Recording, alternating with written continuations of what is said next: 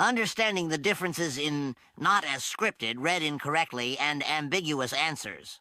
In Universal Standard 1, it states that QA is not designed to evaluate small variations, parts of speech, or transitions. These are not evaluated as not as scripted.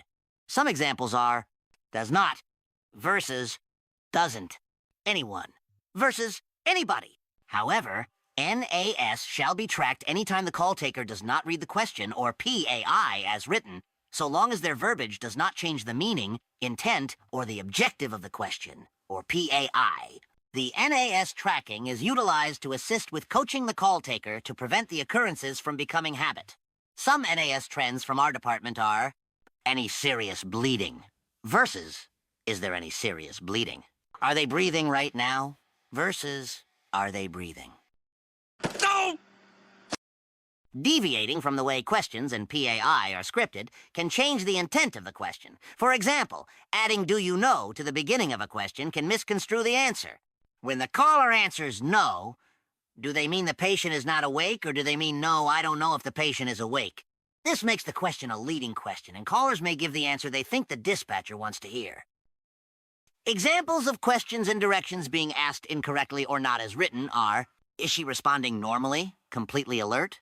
The clarifier, completely alert, should not be read unless the caller did not understand the key question as written.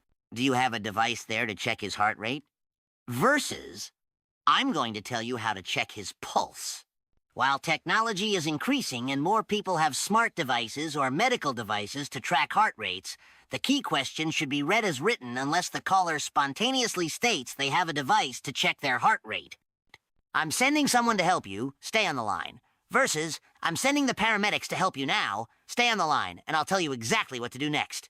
Omitting the second part changes the intent of the PAI. Ambiguous answers are responses that have more than one possible meaning, making them unclear, vague, or open to multiple interpretations. Some examples are, Is he awake? His eyes are closed. the call taker does not know if the person is awake, but simply has their eyes closed, or if the patient is unconscious. Is she breathing normally?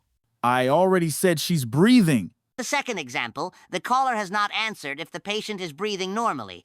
The call taker should clarify with, I understand she's breathing, but is she breathing normally or with difficulty? Universal Standard 3 states that if the dispatcher does not clarify ambiguous answers, that the call taker is to be marked off during QA.